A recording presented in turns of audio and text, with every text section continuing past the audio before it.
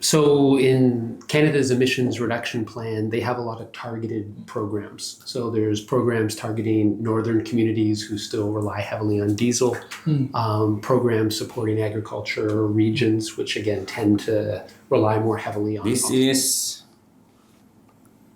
a great challenge for us because our current electricity system is not flexible and our grid capacity is limited.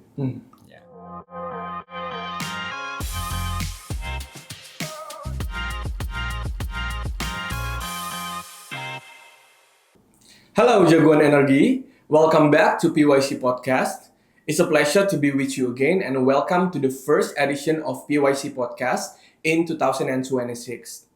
In today's episode, we will be discussing one of the most critical and timely issues of our time, the energy transition.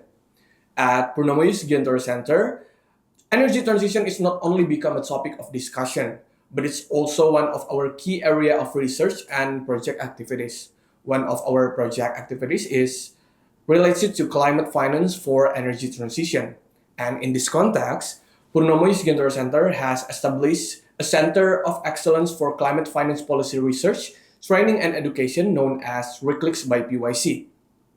Initiated by Purnomo Yusgiantoro Center, RECLICKS by PYC is supported by University of Waterloo and also Government of Canada with one shared mission to strengthen research, policy dialogue, and also capacity building for a just and sustainable energy transition. As PYC work closely with University of Waterloo in Canada, this podcast episodes aims to explore cross-country lesson between both country, Canada and Indonesia, in context of energy transition practice and highlighting both successes and also the challenges in energy transition. Of course, with me, Hizkia Posumah, as the project coordinator of RECLICKS by PYC, and also will be your host for this podcast episodes of PYC Podcast.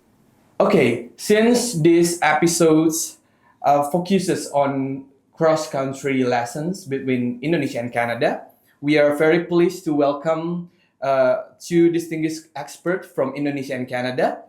Joining us today, Mr. Tonny Susandy from Indonesia, and also Mr. Jeffrey Wilson from Canada. Halo Pak Tonny. Hello. Apa kabar Pak? Yeah. Good. Okay. And hello Mr. Jeff. How are you? I'm great. Thank you. Okay. So both of you, welcome to PYC. Also welcome to you in Indonesia and welcome to PYC Podcast. Yes. And before we begin our discussion, allow me to briefly introduce our both speaker. First is Mr. Tonny Susandy. So Mr. Tonny Susandy is Coordinator for Engineering and Environmental Affairs for New Energy and also Associate Policy Analyst at the Directorate General of New and Renewable Energy and Energy Conservation, Ministry of Energy and Mineral Resources. Once again, welcome, Pak Tonny. Thank you. And the second one is Mr. Jeffrey Wilson.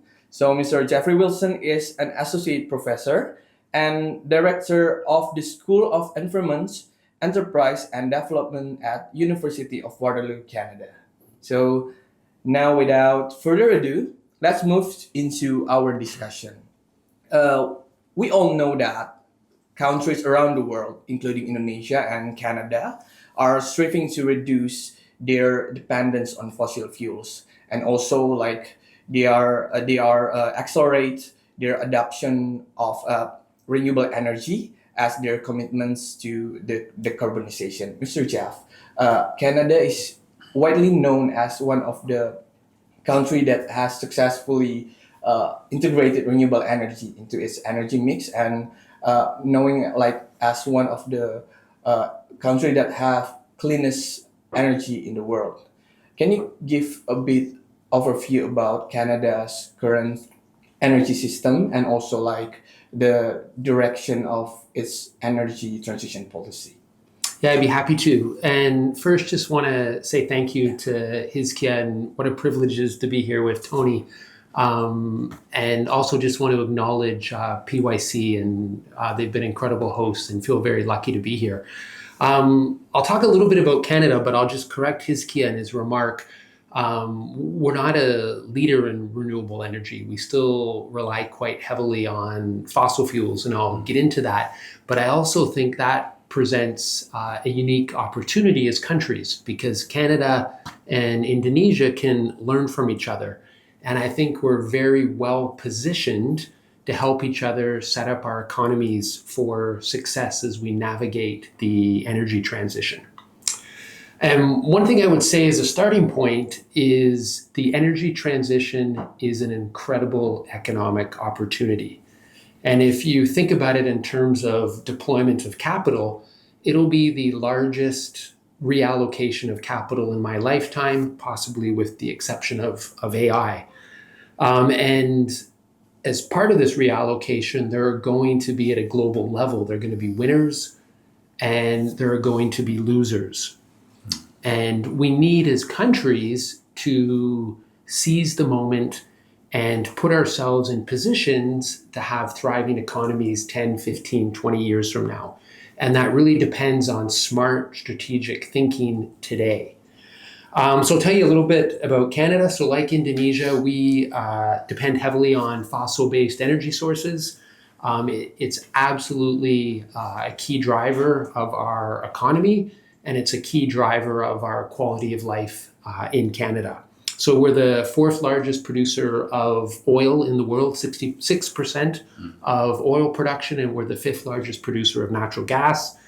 If you look at our energy mix, it's 33% natural gas, 31% oil, hydro 21%, 8% non-hydro renewables, and 5% nuclear. And so while we're still very heavily dependent on fossil fuels, both in terms of our domestic consumption and our exports, we have incredible potential. So if you think about Canada, we're positioned to lead on hydrogen. We're positioned to lead on small modular nuclear. We have barely moved the needle on renewables. So solar, for example, is less than 1% of our energy supply. Wind is less than 3%. So there's a lot of opportunity, and tapping in to clean energy is key to unlocking future economic success. So maybe I'll leave it there. I can talk about the policy perspective, but I'll pass it on to Tonny. Thank you, Mr. Jaff. You're So welcome. now, to provide like a peer-to-peer perspective and also comparison between these two countries, Pak Tonny, could you also share with us about like the overview of Indonesia's current energy system and also its direction of energy transitions policy? Thank you, Hizkia. I think, first of all, we are very grateful to be invited here. This is my first time to come to PYC, although I met with chair of PYC several times in several occasions, both hybrid or online. So it's very nice to be here. Similar to Canada, I think Indonesia is also still having quite a lot of dependency to the fossil fuels, and this is particularly hold for coal-based fuels that's running our national electricity supply nowadays. However, in terms of looking forward, we have set a timeline on 2060 that we will achieve our net zero emission in Indonesia and also for the energy sector. So just last year we have a new national energy policy that are aiming to achieve this net zero emission by 2060.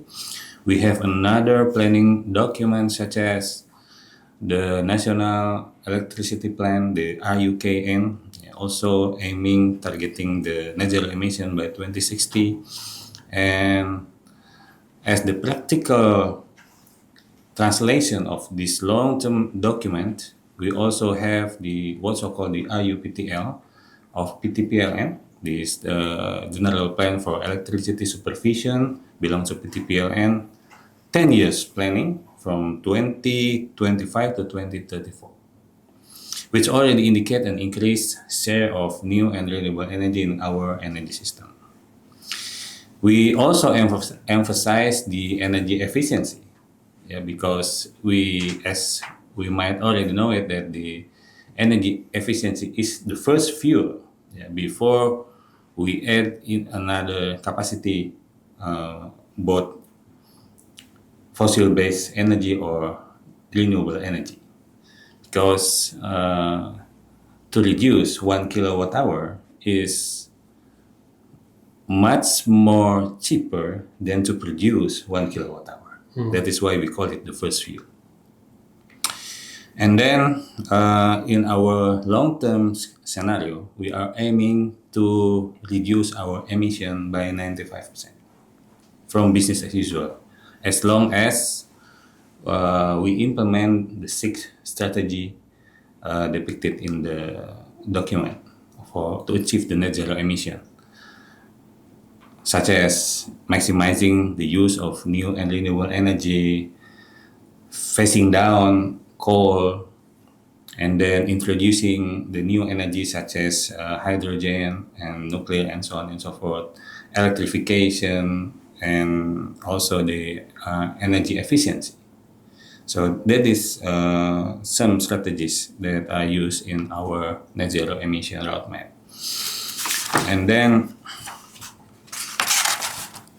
because I'm coming from the government side, so I will brief you about some of our planning or guidance documents that are in line with to achieve this net zero emission target. First of all, is in 2023 we are already established what's so-called our national hydrogen strategy. I'm also the team to develop this national hydrogen strategy along with other colleagues.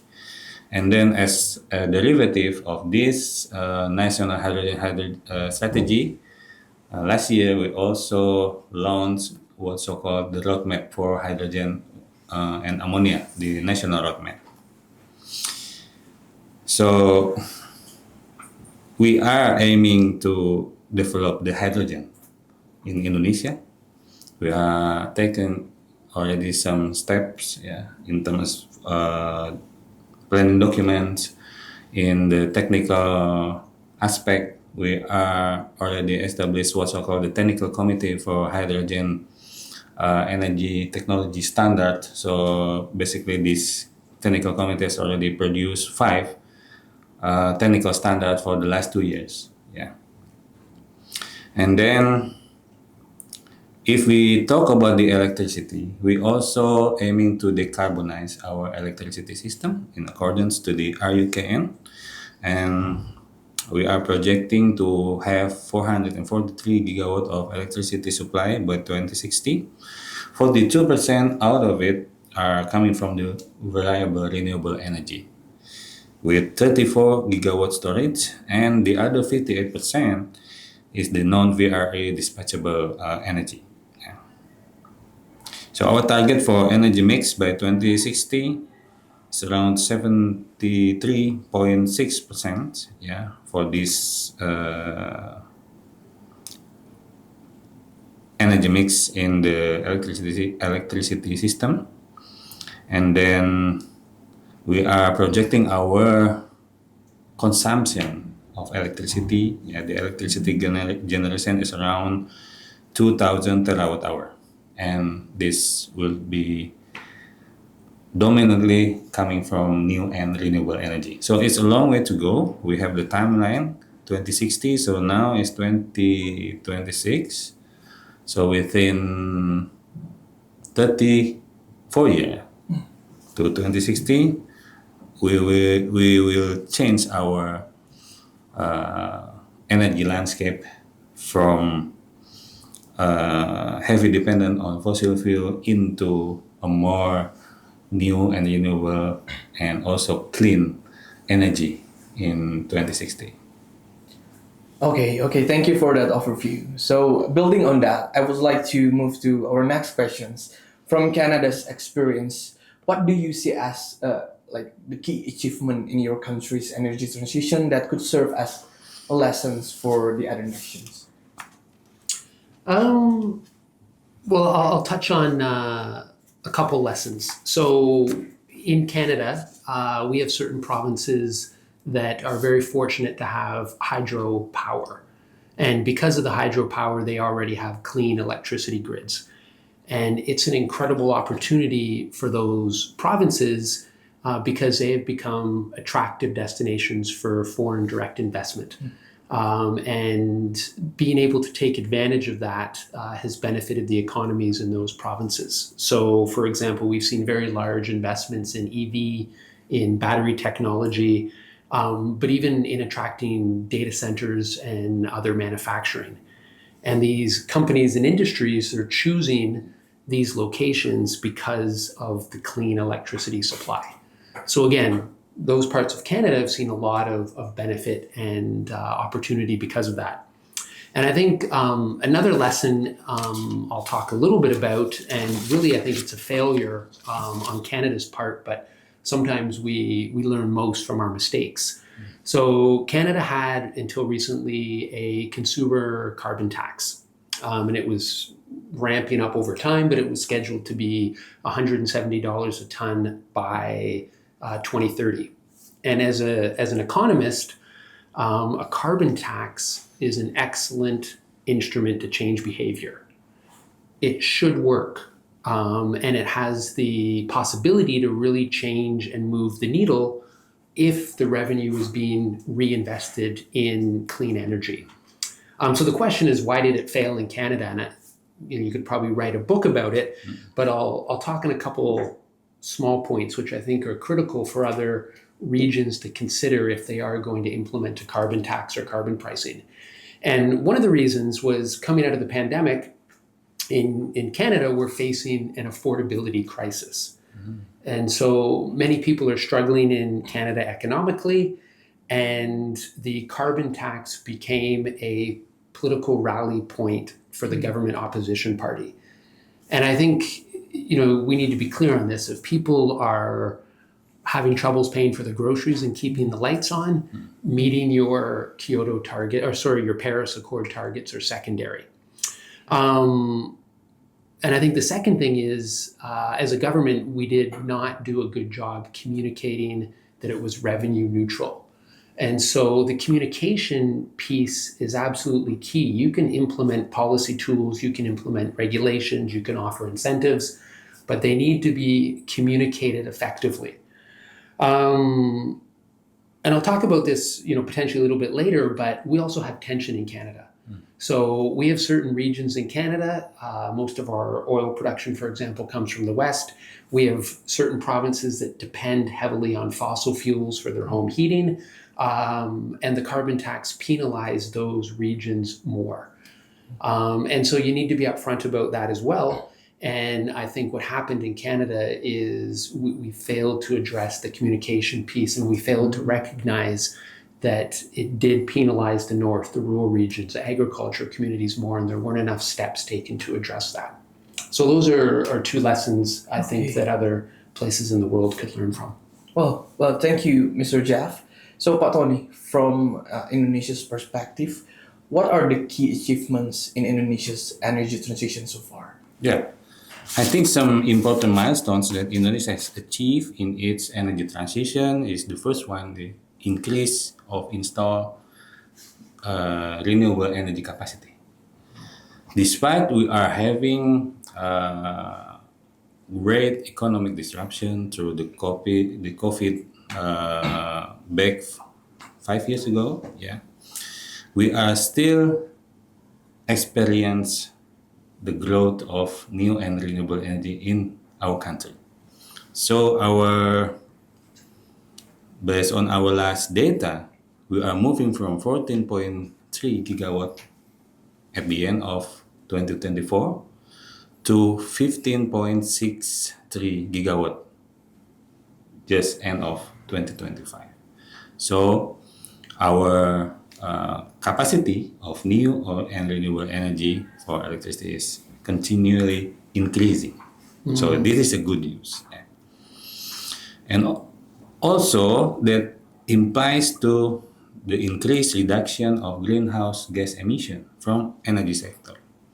The annual energy sector emission reduction for 2025 has reached 165 million tons of CO2. So these are above the target. Our target is 164.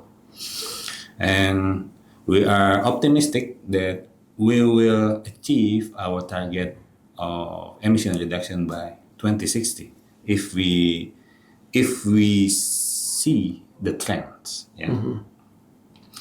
And also, last year we have launched some policies that are in favor to energy efficiency and renewable energy development. The first one is Presidential Regulation number 109 in 2025. This year, this one to handle the waste. One of the key strategies to utilize this urban waste through conversion of this waste to another kind of energy, including renewable energy, using the environmentally friendly technology. So we are also having President Regulation number 112, 2022. This one to accelerate the development of renewable energy for electricity supply. It governs the electricity price from renewable energy. Yeah. And also we are having this ministerial regulation on the implementation of the minimum energy performance standards for energy using equipment. Like this one, lighting, and then air conditioner, and so on and so forth. And also, we are also establishing the regulation for rooftop solar power by 2024. And this is a revision of the previous rooftop regulation on 2021. And we also have the Minister Regulation number 11, 2024. These are talking about the local content for electricity infrastructure. Yeah. And then we have a number of ministerial regulation last year, so it's quite a lot. And the first ministerial regulation by this year, just recently, also enacted, is on the service business for energy conservation. Yeah, so ESCO business and so on and so forth are regulated in this new ministerial regulation. So I think in our view, this energy transition in our country should follow a pragmatic, context-specific pathway that balances the decarbonization and our national development priorities. Yeah. So it should be supported by adaptive policies and broader stakeholder engagement rather than direct imitation of advanced economy models like from Canada. Yeah. Yeah. Okay. While there have been achievements, energy transition is certainly not without challenges. But Tony, what are the most significant challenges in accelerating Indonesia's energy transition, whether in terms of technology, policy, financing, or maybe social aspects? Yeah, I'll touch on the technology first. I think the most challenge for integrating intermittent renewable energy. This one, this what's so called the VRE, as I mentioned before, because we will have quite a lot of VRE in our future electricity system. Yeah, this is a great challenge for us because our current electricity system is not flexible and our grid capacity is limited. Yeah, so we need technologies to enhance the reliability of these renewable energy-based power systems, especially the intermittent one, such as the energy storage. And the cost of renewable energy technologies are also another challenge because it's quite remains relatively high. And we also have limited capacity in our renewable industry component technology. Yeah. We still largely rely on imported technology for almost all of this kind of renewable energy. Let's say we have this 2 wind farm in South Sulawesi, Sidrap and I forgot the number, Jeneponto. So the turbine, generator, and so on and so forth is not coming from Indonesia. It is imported. And I'll move on to economic and financing. Yeah, this is also, I don't know if we can call it classic. Yeah, the high upfront cost or high initial capital cost for this new and renewable energy project. Yeah, it's also making this financing strategy. Yeah, it's not interesting as other project. Yeah, for the financial or institution or the financiers, because the higher risk they perceive. Yeah, for this kind of renewable energy project. Our local green financing access is also limited. Yeah, domestic banks still tend to channel credit to fossil sector. Yeah. Renewable energy investment also requires attractive schemes for the private sector. In terms of social and labor, the public awareness and acceptance of clean energy is especially for communities whose economies still rely on fossil fuels, such as coal-fired plants, is also a challenge. So the phase down of coal-fired plant could worsen the vulnerable communities in regions like Kalimantan and Sumatra, which heavily depends on fossil fuels.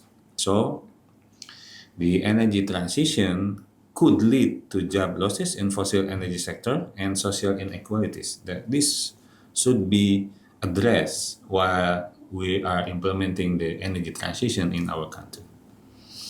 And to add some more, the land, the development of renewable energy plants, especially for solar PV, let's say, or other project like geothermal, has the potential to conflict with agriculture of natural habitats, as we seen for some project in Sumatra. There's a concern of orangutan there for one of hydropower project in North Sumatra, and then the floating PV at the lake Singkarak, for instance, is also having some resistance from the local communities. And another project I learned from, I think today's I saw on the Instagram, there's also concern for developing the geothermal project at Gunung Gede Pangrango, just situated not far from my house, in Bogor. And we also having some hurdles in providing the supply chain for this new and renewable energy industry. Because currently, let's say, we are getting stronger to supply the PV modules in Indonesia, for instance, because there are 2 tier 1 companies that are establishing the factory here, one in Kendal and then one in near Cikarang. But we still need more. The components of the PV system is not only PV modules. There are also inverters, there are also batteries, there are also another balance of systems that we are still lack of domestic industry to fulfill that needs. I think that are the main challenges for this energy transition in Indonesia. Thank you, Pak Tonny. Now looking at the Canada context, Mr. Jeff, what are the most significant challenges Canada face in accelerating its energy transitions today?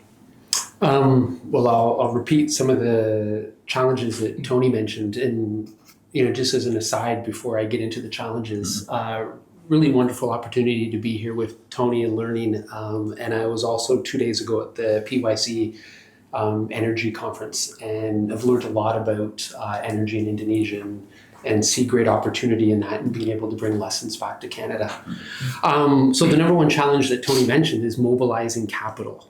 So how do you find creative financial mechanisms to encourage investment? And as Tony said, we need massive investments, and it's expensive. The energy transition is not going to be cheap. It's not going to be easy. And we're competing for investment. We're competing for capital. And so it's challenging. In addition to making sure that those investments provide financial returns, there also need jurisdictions that have political stability. There needs to be regulatory consistency, and that's been a real challenge in Canada. So, we're working on that now, but making sure that we have regulatory consistency so that those who are looking to mobilize investment understand the playing field. The other thing I would say, which is a huge challenge, are competing priorities. So if you think about it again, and I've mentioned this, but we have an affordability crisis in Canada right now. And I would say that Canadians are feeling economically vulnerable, and it's really been exacerbated since the U.S. tariffs and a change in our relationship with the U.S. So we export 80 to 85% of our exports go to U.S., and that's up in the air now.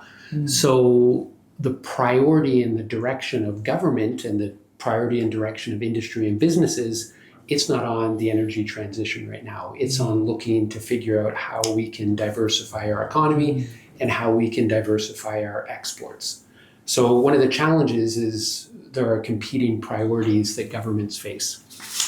A couple other challenges I'll talk about. So as a country, and politically in Canada, we tend to be risk averse.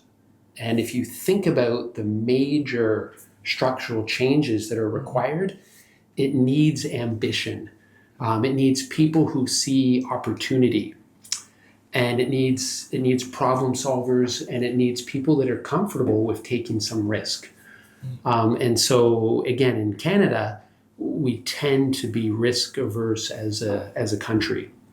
And then the other thing I'll say is honest conversations. And Tony brought this up, that there are trade-offs. So there are going to be social trade-offs and there are going to be environmental trade-offs, and you need to be honest about that. One of the things in Canada is we always talk about win-win, the win-win solution, but it's not going to be win-win. It's not going to be win-win in terms of trade-offs. And in the Canadian context, it's not going to be win-win in terms of who bears the cost. And again, in Canada, I would say one of the other challenges we face is our Western provinces is primarily where fossil fuel production comes from. And then, of course, as I mentioned, we have some other provinces that have hydropower, which has allowed them to have a clean grid. So that split is dangerous, because what happens is, as we move forward in the energy transition, it has the possibility of splitting the country, and oftentimes that gets politically exploited, which is shameful. And I think as countries move forward with the energy transition, it needs to be something that unifies countries, and it needs to be seen as nation-building exercises. And so that's where I hope Canada and Canadians see the energy transition as a nation-building exercise that is an incredible economic opportunity. Okay, great. Thank you, Mr. Jeff. So we already talked about technology and policy, but energy transition is not only about technology and policy; it's also about people. So, Pak Tonny, how does Indonesia ensures that the energy transition is conducted in a just and inclusive manner, particularly for the remote and vulnerable communities? Yeah, that was a tough question. but I think the government will emphasize the principle of, again, just energy transition, which is the process of shifting the fossil fuel energy to renewable, new and renewable energy while considering this social and economic equity. Ensuring that this transition does not leave anyone behind, especially workers in the fossil energy sector and also vulnerable communities. Some concrete examples that I can mention here that we are implementing the decarbonization of electricity in remote areas, the de-dieselization, replacing diesel gensets with, let's say, hybrid PV system. Yeah. This activity directly targets vulnerable or remote communities, and every energy transition policy is designed to create new job opportunities. Again, we are talking about energy transition should bring economic opportunity, bring job opportunities, so that this local community can benefit from this transition, right? So there are some examples of other program or activities that have been carried out by our ministry and its partners to support the energy transition in vulnerable communities. The first one to be mentioned is the Energy Patriot Program.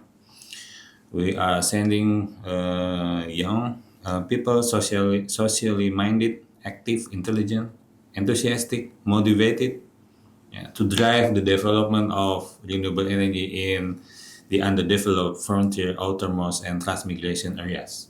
So this is to improve the community welfare.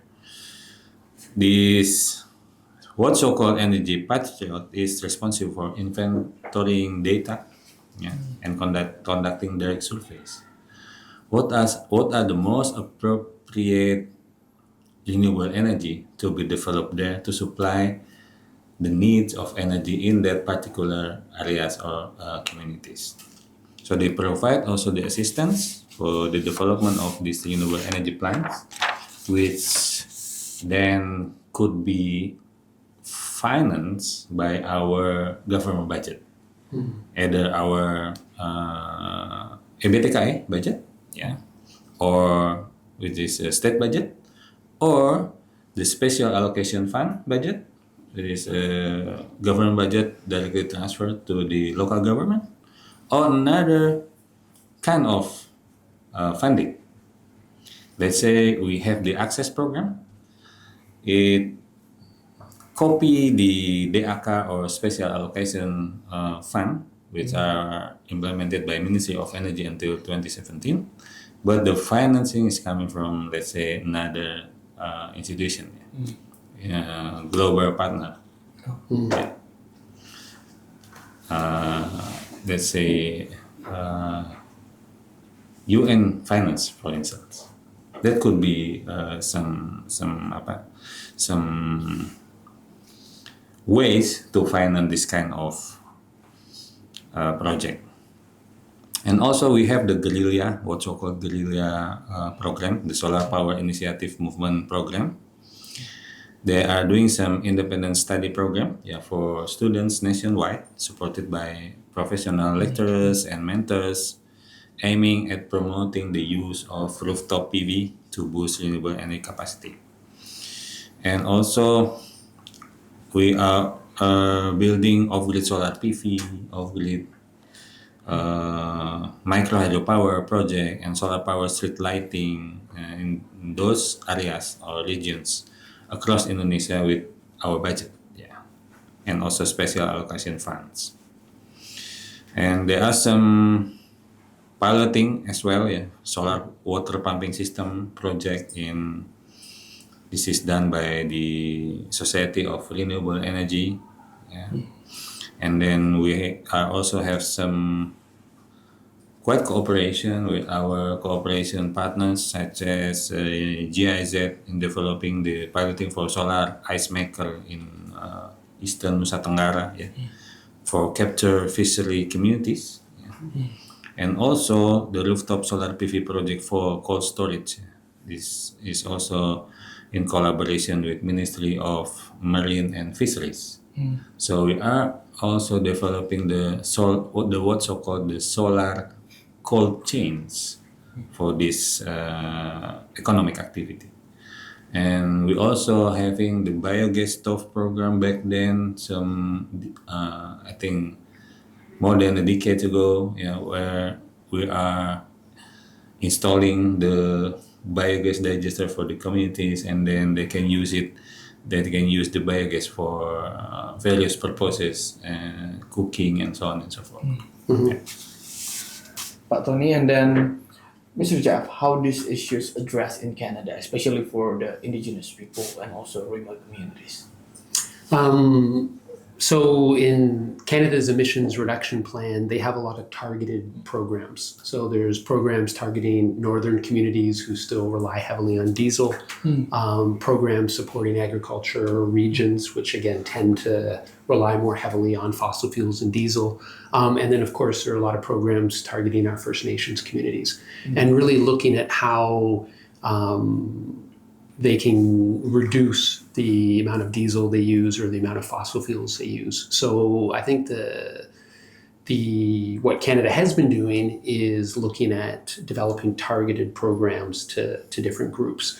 I do think it's been effective, but one of the lessons again, and I think it's come out of some of our failures, is recognizing that we need to make sure that we do more of that as we move forward, so that we're bringing all Canadians along with us as part of the energy transition.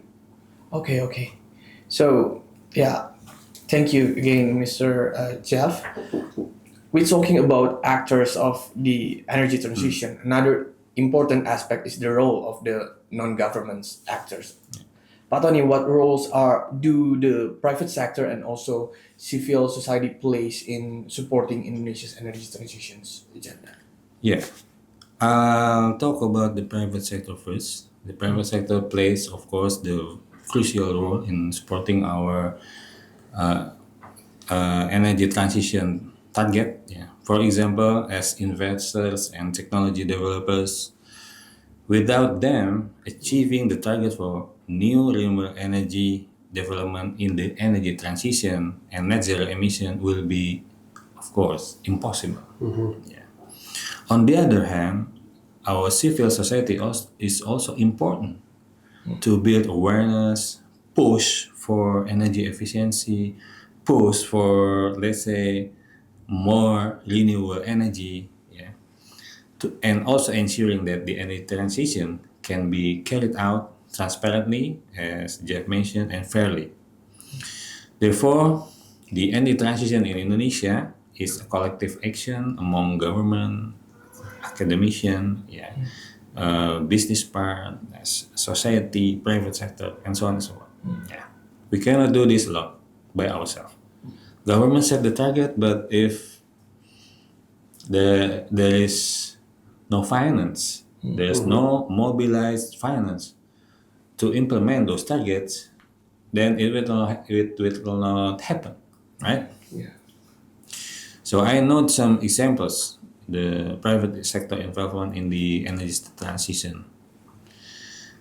Companies such as PT SMI or Medco Star Energy or Pertamina Geothermal Energy actively develop these geothermal power plants. Cirata floating solar, this is the biggest one in Southeast Asia, is also being developed together with PLN and with PLN consortium and any companies from the Arab Emirate, which is called the Masdar. And also we are seeing quite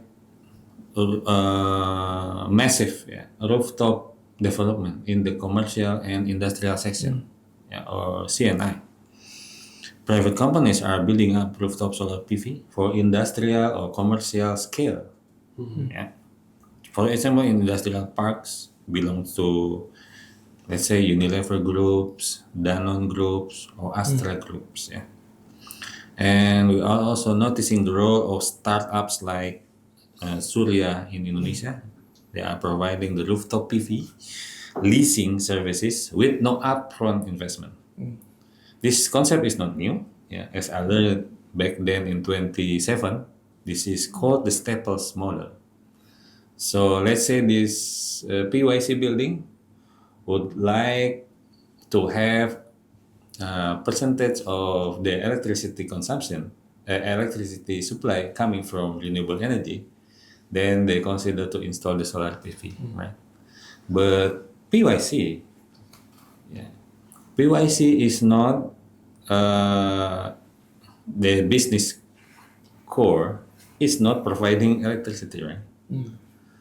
PYC just want, I would like to have a certain amount of my consumed electricity coming from rooftop PV. So then there is Jeff, okay. Jeff will say, I will do the job. You don't need to worry. I will deliver your electricity. Let's say 100 kilowatt hour per month. Let's say, for instance, you don't need to worry to how to find the finance for this project. You don't need to worry how to find the EPC to install this PV project. Just leave it to me. In returns, PYC will pay a certain amount to you, Jeff, for your service. PYC does not need to prepare an upfront cost on their own. So this kind of energy business, especially for rooftop PV, are currently flourishing in Indonesia right now.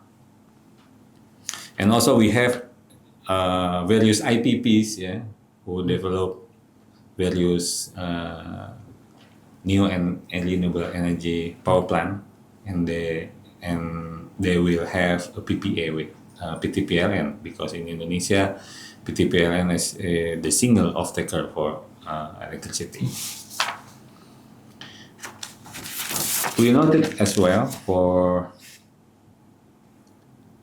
civil groups or communities' involvement in the energy transition in terms of advocacy and policy monitoring. We have organizations like ISR, WAHI, Greenpeace, and also I think PYC is doing this kind of advocacy and policy monitoring as well. Education and public awareness. We have Society for Renewable Energy of Indonesia. They promote literacy about renewable energy. And also younger generation communities. Like I mentioned before, this SRE, Society for Renewable Energy. They raise awareness of clean energy among the younger generation. And also the consumer participation in energy is also one that should be noticed. The Clean Indonesia movement engaged diverse civil society groups to oppose dirty energy and promote renewables.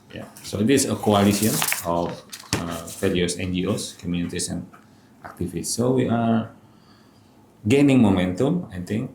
The support is there. We need to accelerate. And we cannot do it alone. We need active participation from this civil society as well as, of course, the private sector. Okay. Now, looking beyond national context, you already mentioned some lessons before from Canada, but do you have is there any specific lessons from Canada's experience that do you think could relevance to and applicable to Indonesia's context today? Well, I'll say a couple things. I mean, one, and again, these are ideas that we've talked about here today, but you really do need to rally all sectors to be on board, and you need to build a culture where people see the energy transition as an opportunity. And if you think about it from a global perspective, the world is in the process of decarbonizing its energy supply. And it's an incredible opportunity. And I think as Canadians, as Indonesians, we need to seize that. And we often dismiss Canada and we often dismiss Indonesia, given the fact that we rely heavily on fossil fuels and our dependency on fossil fuels to our GDP and exports. And I think that's a mistake. I think it's a mistake overlooking Canada and Indonesia, because we have tremendous advantages to attract investment and create jobs.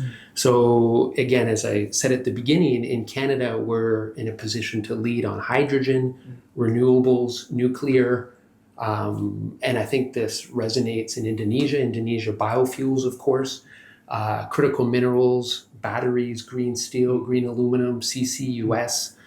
In Indonesia, you're the largest producer of nickel in the world.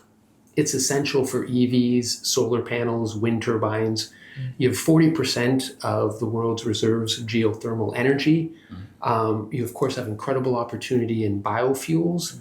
And the other thing I would say for Indonesia is geographically, you're positioned to access the largest markets in the world.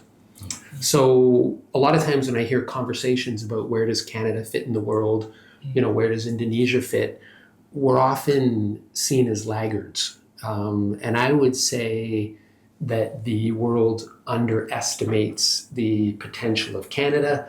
I think the world underestimates the potential of Indonesia. And I'm fine with that because I've sort of always loved the underdog. And what I would say to critics is 25 years from now, whose economies are going to be thriving? And I think if Canada and Indonesia take advantages of this opportunity, it'll be ours. Yeah. Okay. So thank you, both of you, for sharing such a rich perspective. And before we conclude this discussion, I would like to ask each of you to give like a brief closing reflection. Pak Tonny, as a final task, what key message would you like to leave to our audience regarding Indonesia's energy transition? Yeah, I think the first one, there is no transition without new and renewable energy. There is no transition without transmission. Yeah, because Indonesia is archipelagic countries. Yeah. We have to have a strong grid and quite a flexibility in our electricity system. And then let's make it happen. Yeah. As our president said, jangan omon-omon, ayo kita kerjakan. Let's make it happen. Yeah, because our president is having this astacita, having swasembada energy, that our energy should be resilient. Yeah, so we are moving forward to that with new and renewable energy and energy efficiency as the prime mover to achieve the future energy transition in Indonesia. And also we need to collaborate with countries, with different international institutions to achieve this, because we are part of the global community. They are having same commitment toward the climate change because we are ratifying the Paris Agreement as well. Okay. Thank you, Pak Tonny. And then, Mr. Jeff, what would you be the key takeaway for this podcast? I think the key takeaway from my perspective, and I think sitting here today and the last couple of days being here in Indonesia, is we have an incredible opportunity to work together and learn from our Indonesian partners. And I love the message from your president, let's make it happen, because this really it's our opportunity. And we have a choice. We can not take advantage of it, or we can take advantage of it. And I think taking advantage of it together makes the process easier. We can learn from each other. We can help each other. And let's make it happen. Okay, so thank you very much, Pak Tonny, and also Mr. Jeff, for those thoughtful reflections. And we hope this discussion has been insightful for all of you, Sobat Energy, who tune into this podcast.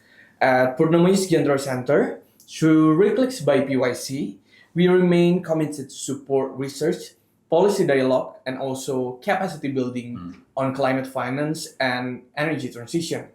This podcast is part of our broader efforts to bridge research, policy, and practice, and to foster like constructive dialogue across countries and also sectors. Once again, thank you very much for our distinguished speakers, Mr. Tonny and Thank also you. Mr. Jeffrey, and for sharing your valuable insight for this episode of podcast. And thank you for all of the audience for joining today in this edition of PYC Podcast. Once again, I am Hizkia Posumah, the project coordinator of RECLICKS by PYC and also your host for this edition of PYC Podcast. Stay tuned for our next episodes, and until then, thank you and goodbye.